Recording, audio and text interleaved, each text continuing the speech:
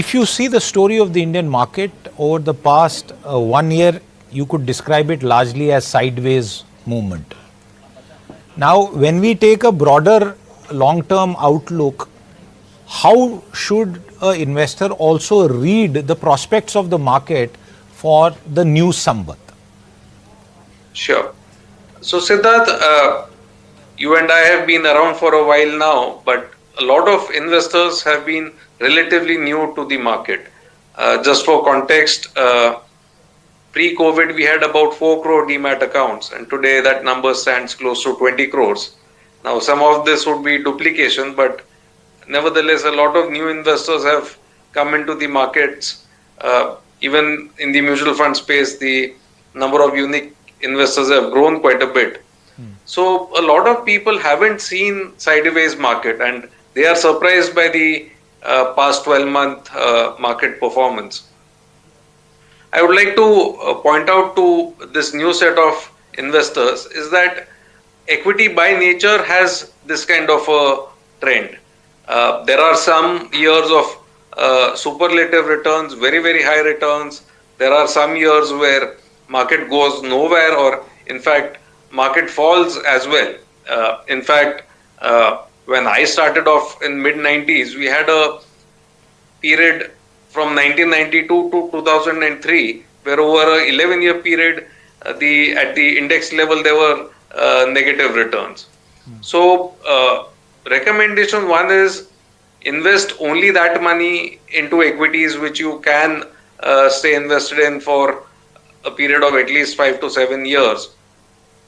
And overall, in terms of the outlook for the next Samvat year, while flows have been strong, we have seen regular SIP flows coming in, lump sum investments, a lot of fundraising activity happening via IPOs and follow-on offerings.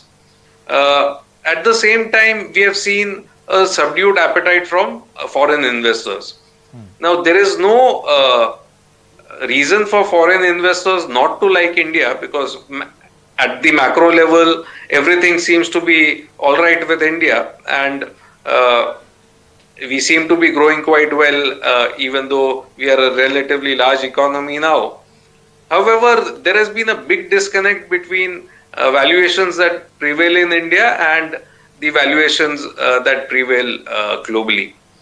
While GDP growth has been strong, the corporate profitability has been weak, and I have a hypothesis around this, that even in sectors which are seeing reasonable amount of volume growth, the competitive intensity has been at a very, very high level. So newer players are coming in, existing players are fighting for market share, people are wanting to grow their sales even at the cost of profitability.